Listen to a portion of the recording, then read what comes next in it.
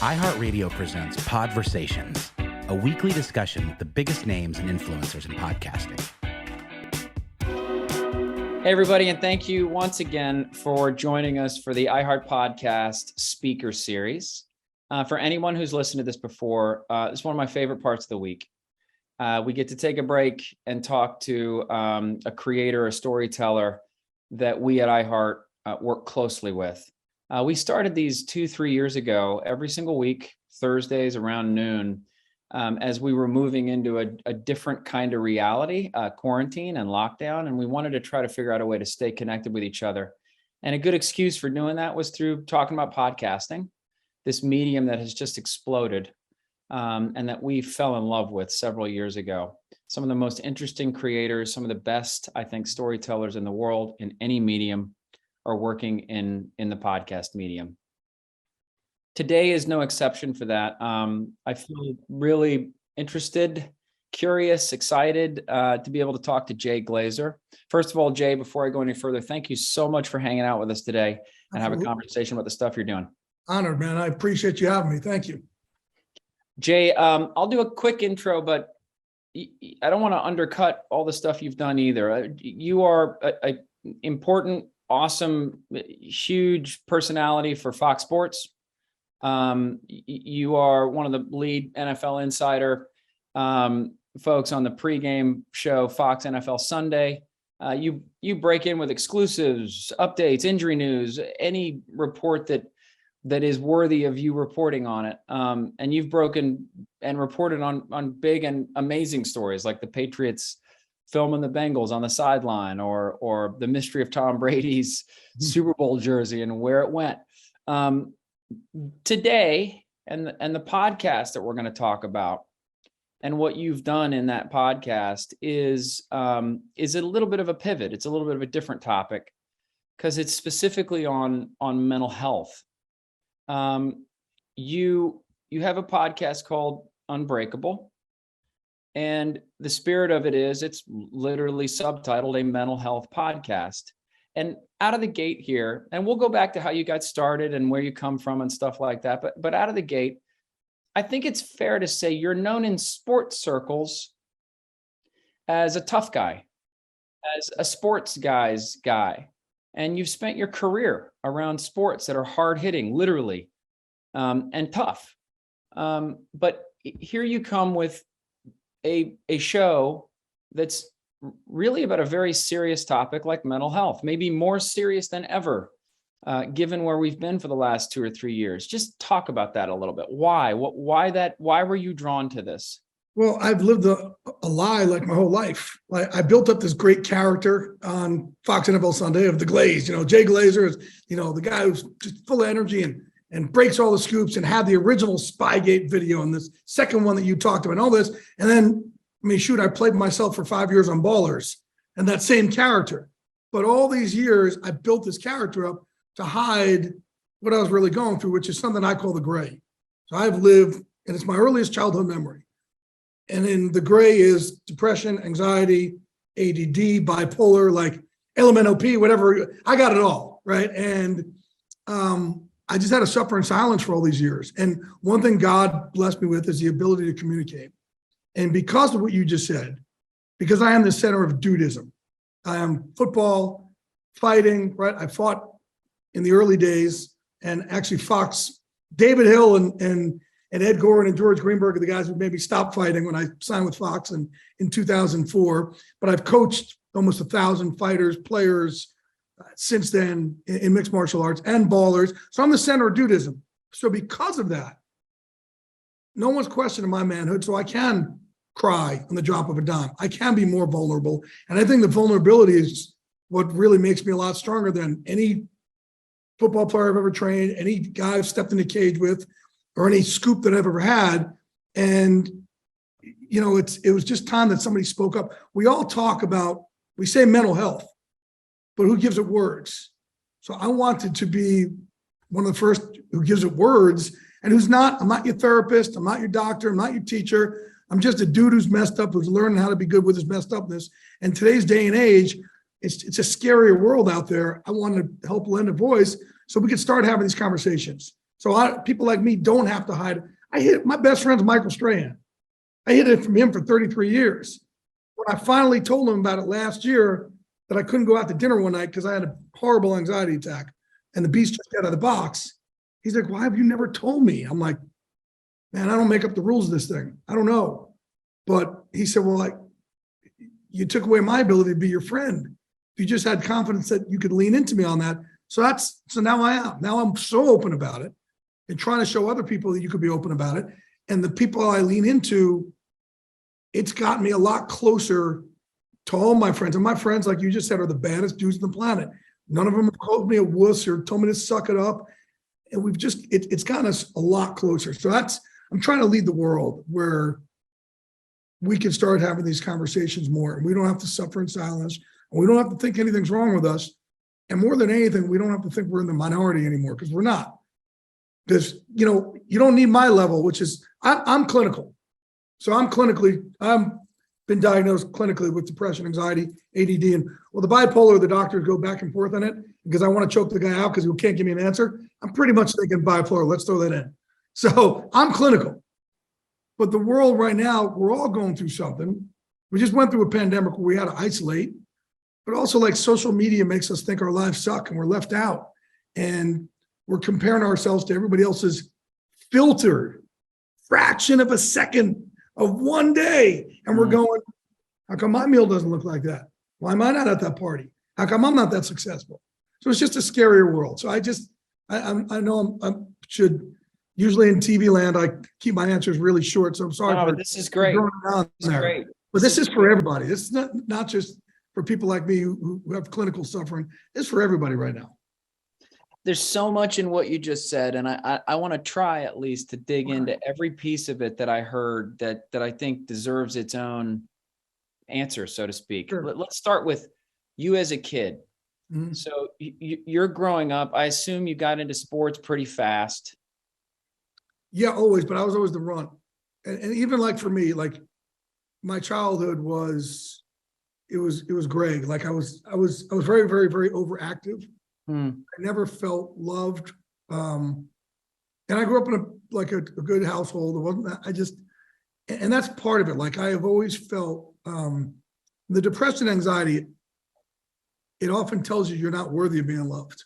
Right. And like the universe hates you or is against you. And so I wake up every single day from a child on feeling like the sky is falling and my universe is going to collapse and everybody wants it to collapse around me. And I know it's not real. It's not true, but it feels true to me. Where did that come from? I mean, if you felt like you were in a pretty stable, happy household or supportive household, why did you have these thoughts of skies falling from a young age? I don't know. And I didn't sign up for it. Like this is not something I asked for. Yeah. But it's something I could do now. I could use it to help others now. And, for years, and even as a kid, I'm like, why? Why do I feel this way? Why?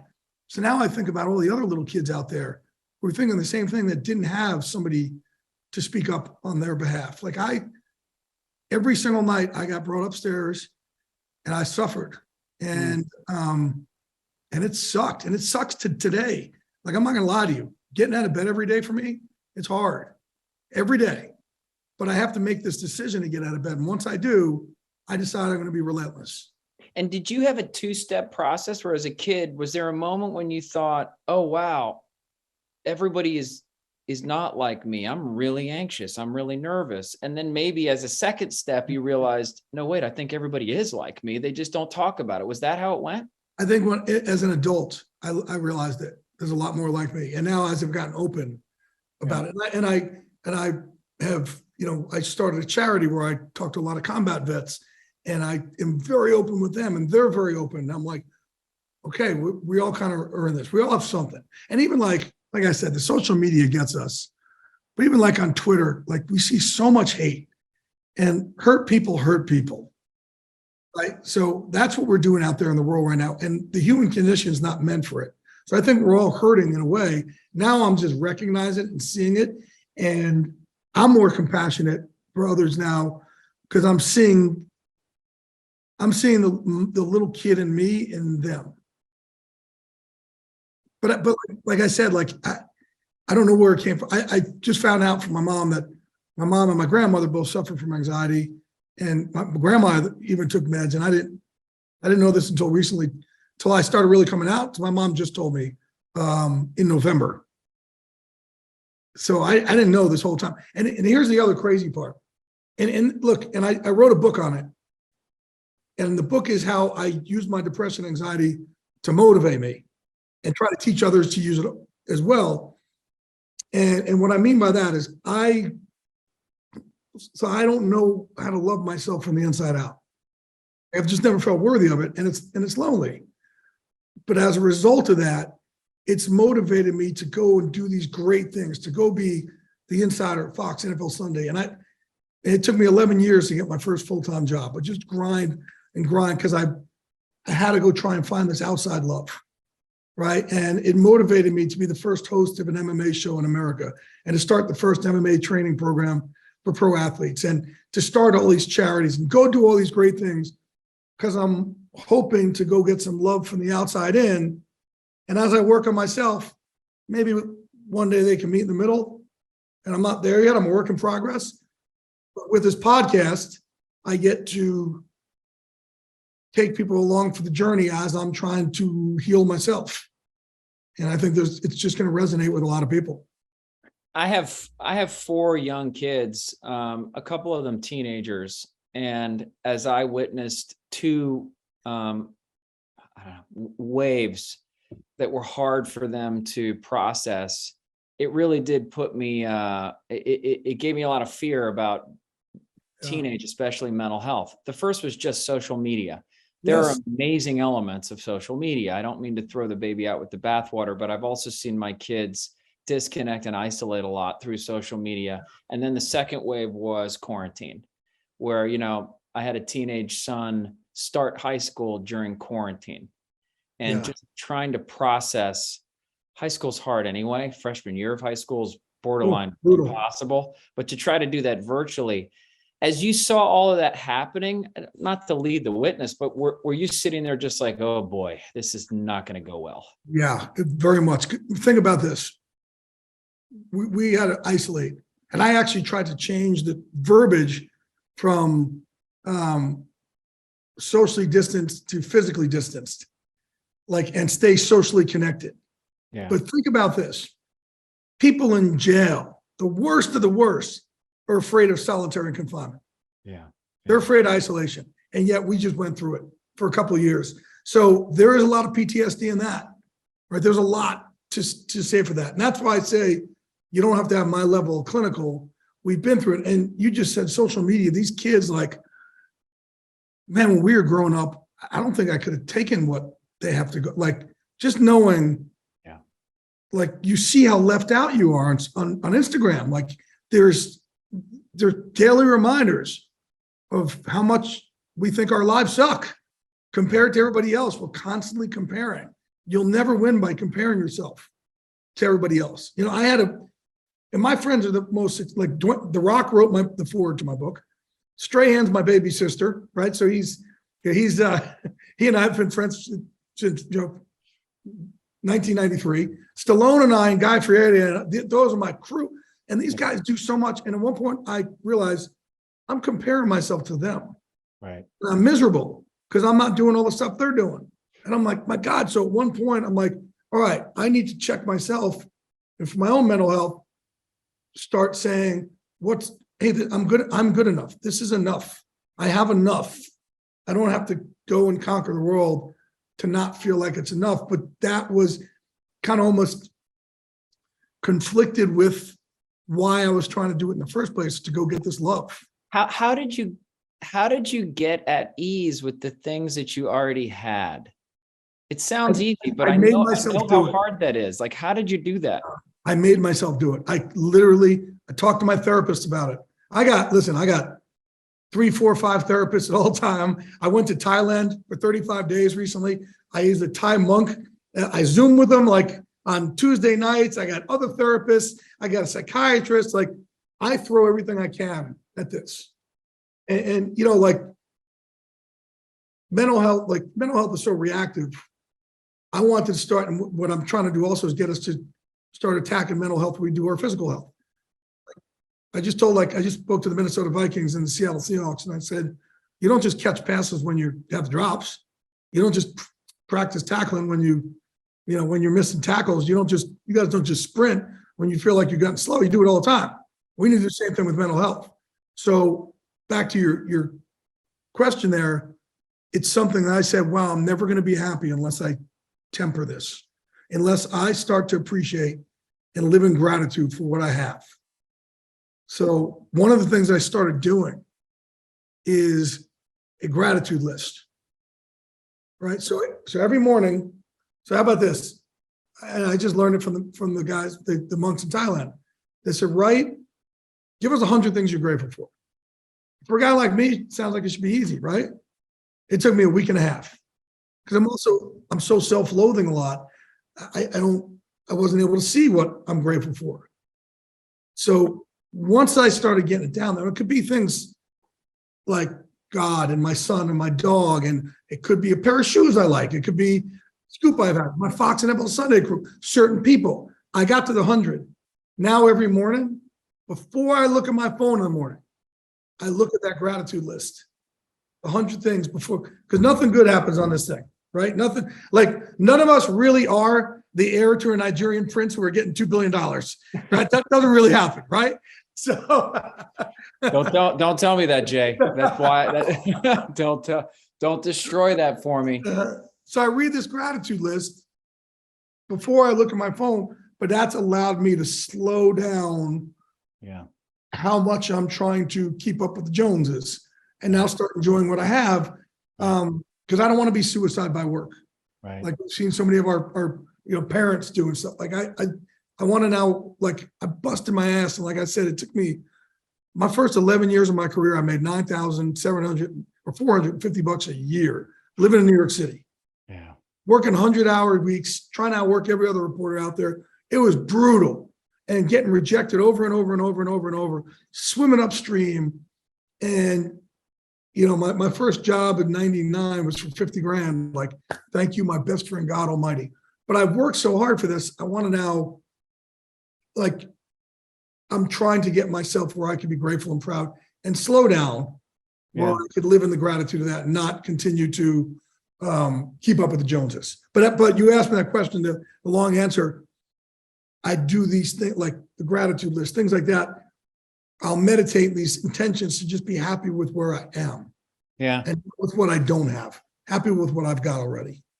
Have you lost friendships because you've reset and said, look, I'm going to live one way this moment on. I'm going to be open about depression and anxiety. Have you had friends who are like, that's not my thing. I'm not doing that.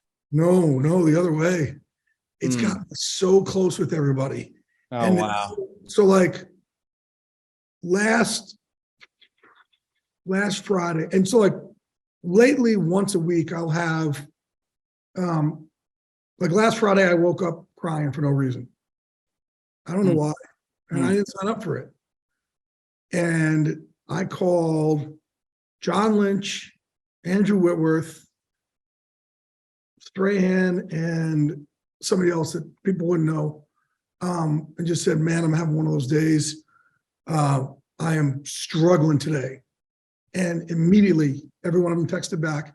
They said, what do you need? What can we do? What can we help you with? Why? What triggered it? Whitworth is really good. Like, what do you think triggered it? I'm like, I don't think anything triggered. Like I was sleeping and I woke up. I don't know.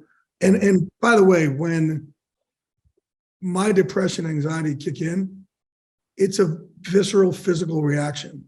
Yeah. So I feel like, I feel it on the left side of my gut, bad. I feel it behind my rib cage, like I'm having a heart attack. And I feel it in my joints, like I just got out of a 50-round fight in the rain. And it just takes everything out of me. Incredible how physical it is. It's incredible. And that pain is real. Yeah. It's not just between my ears, it's real. Yeah. And so the answer to your question, like, no, I find people wanting to step up. And that's what I want people to understand. The more we can have these conversations, it's going to draw you closer to people. It's going to get you in. Like The Rock is the busiest guy in the world. And when I'm struggling, I'm like, oh man, I'm having one of those days.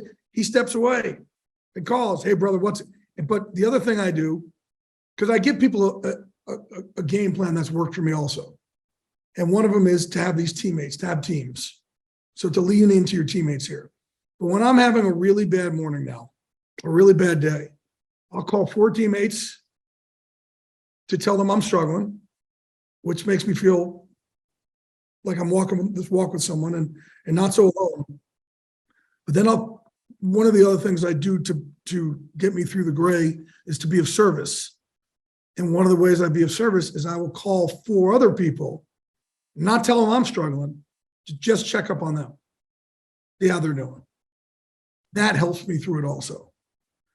So no, the answer is I haven't lost any friends over this. I've gained a lot of teammates as a result of this. And I call them teammates, and I need a team. And it's been really beautiful. And the number of people, since I came out with this book and now the podcast, the messages I get, and I may cry right here when I say it, but whatever, I don't give a crap. I get messages now from, I'm crying. I get messages now from grandmas in their 80s saying, thank you, for the first time in 80 years, I could explain to my family what I've been going through. Like, you've been giving me the words to be able to talk to my husband and kids and granddaughters and girl dads saying, thank you for giving me the words to now be able to talk to my daughter and understand it. Like, man. So again, like, no one's questioning my manhood, so I can sit here and cry to you. But that's pretty damn spectacular when somebody listens to this podcast and now they're given words they could talk to their daughter, their teenage daughter who's going through things. It's like, for all these years, I just felt cursed with this gray. And now I feel God blessed me with it for the first time. You use this medium so well.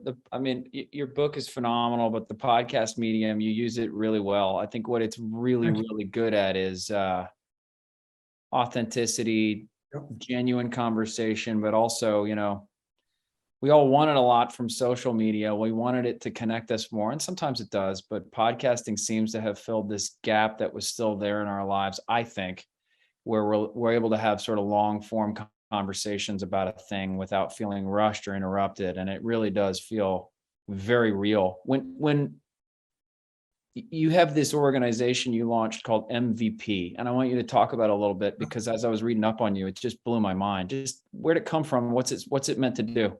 I take former combat vets who are struggling when the uniform comes off, and I merge them together. It was started with football players, but now all professional athletes when the uniform comes off. And we're just opened up our 8th city in 7 years. And man, the number of suicides we prevented is incredible. But what happens is, again, I Fox made me retire from fighting, and I went into coaching because I couldn't lose that locker room. When you lose that locker room, because you got to be messed up going in. Okay, if you're a fighter, a football player, even you go to war, you're usually messed up going in, right? A lot of times, that messed upness doesn't leave when the uniform comes off. It's still there. What are you going to do with it? And who can understand you? Other people have been in those kind of locker rooms. So all we do is once a week in different cities, we meet, we train for about a half hour just to give you that burn again and be beholden to your brother or sister and right or left again. But after we have a mental health huddle, we just talk about our stuff, but it's people who understand things. And I've learned so much from them. You put together a room of combat vets and pro athletes. And I've been in a lot of Fortune 500 rooms. There's nothing like a room of combat vets and pro athletes. Philosophically, the intelligence that comes out of there is so unreal, next level. And I learned a lot from them. And they're the ones that I learned how to be vulnerable, like that I knew, like, okay, I'm talking to them. Now I need to go do it for the world. Yeah. I've really we've been able to lift each other up in those rooms, those private circles. I need to now go branch out to the world and give a lot of the same teachings to the world, because we have prevented a lot of suicides in there. We've really helped people out. We've lifted people up. We've empowered. We've it's just magical. It's beautiful. And listen, I know they don't do the same job.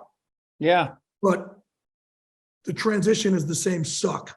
And I see the analogy. I mean, they're very different jobs. I get that, but front lines in different ways, like incredibly high stress, high pressure, big profile games, or literally on the front lines of war. I could see that pressure cooker is similar. And not only that, both of them have always been told where to go, when to go, who to sit with, who to eat with, who to train with, who to go to battle with, and all of a sudden, damn, it's gone.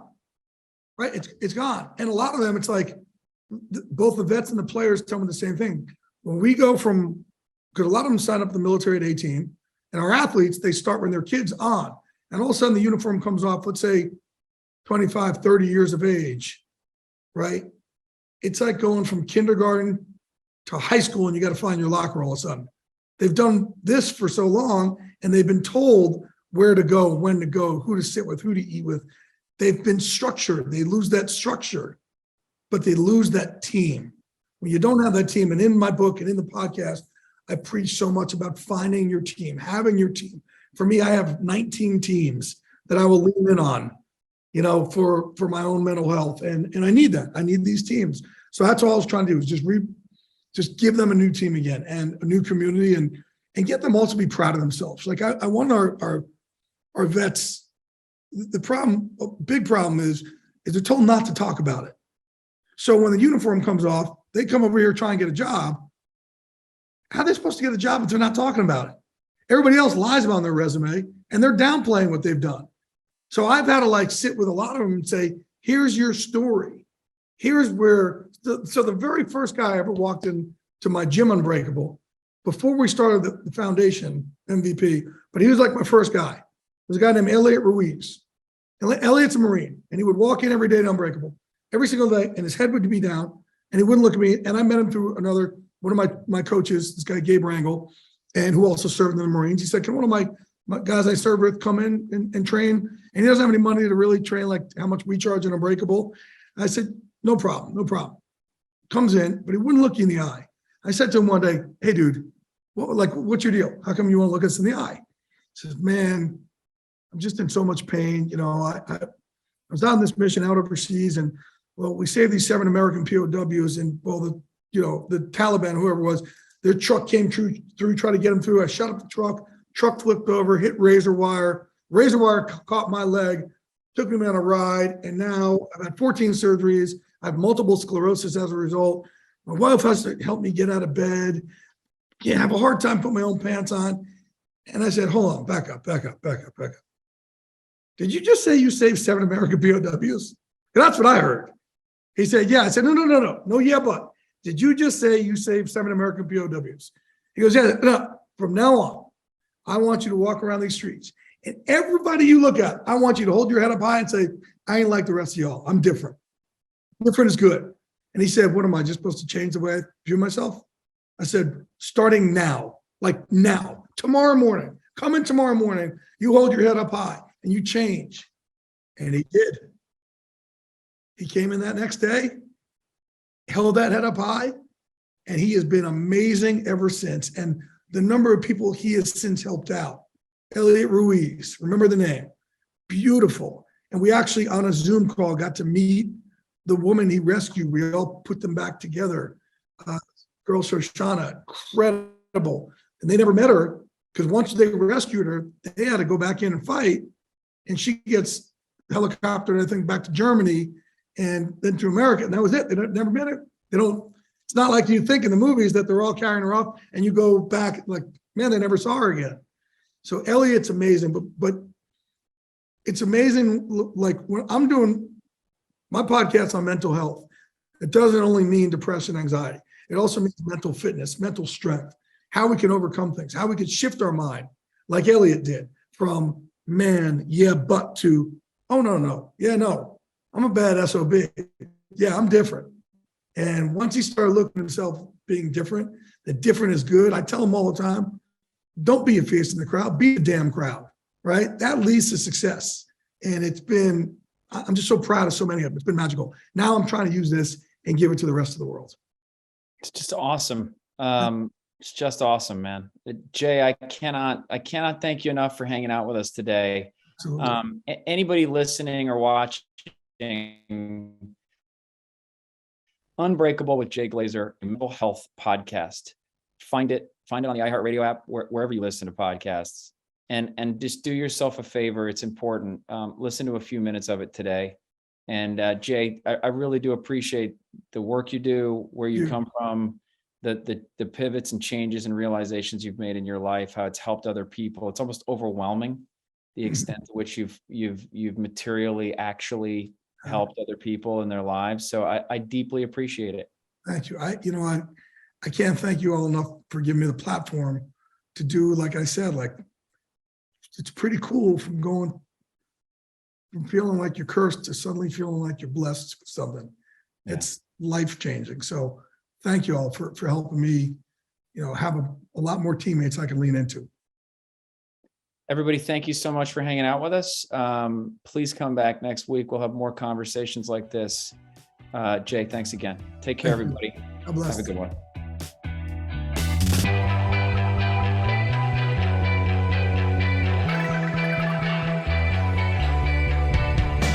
Podversations is a production of iHeartRadio. You can find more from the biggest names in podcasting on the iHeartRadio app or wherever you get your podcasts.